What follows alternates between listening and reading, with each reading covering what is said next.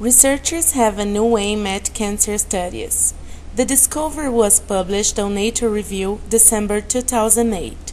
In the article, the researchers presented the evidences of the involvement of a protein named L24 in the lymphatic system cancer, the lymphomas.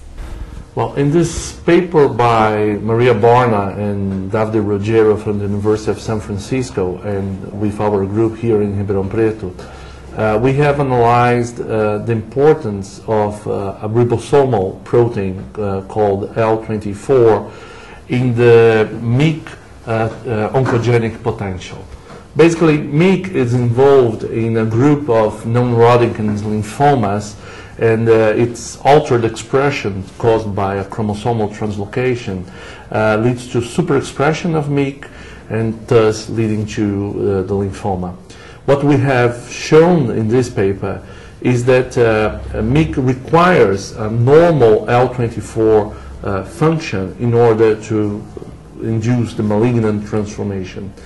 So it's a step that has not been previously described in lymphomagenesis, and it's very important because it's a new concept.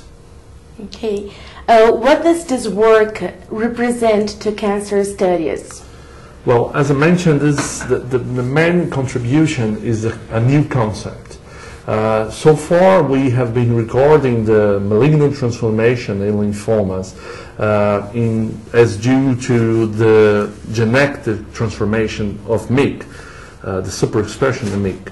Now we show that further steps are required, mainly that the ribosomal proteins and protein synthesis should be normal in order to have a lymphoma.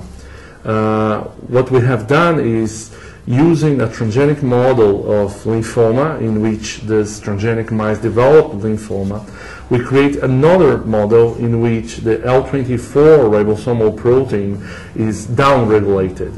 There's an haploinsufficiency of L24. And by crossing these two models, we obtain a progeny which is protected from the development of lymphoma. So this is a new window of opportunities for development of new therapeutic strategies. Okay, and according to the results and conclusions you have gotten, what are the next steps now for the group? Well, there are still several steps until we can get to treating humans. But first of all, we have to answer whether in human lymphomas, what we have observed in mice is also true. Basically, I believe that will be the case. After that, we have to test whether if we reduce the expression of L24 in human samples, we would somehow abrogate the lymphoma or at least reduce the spread of the lymphoma.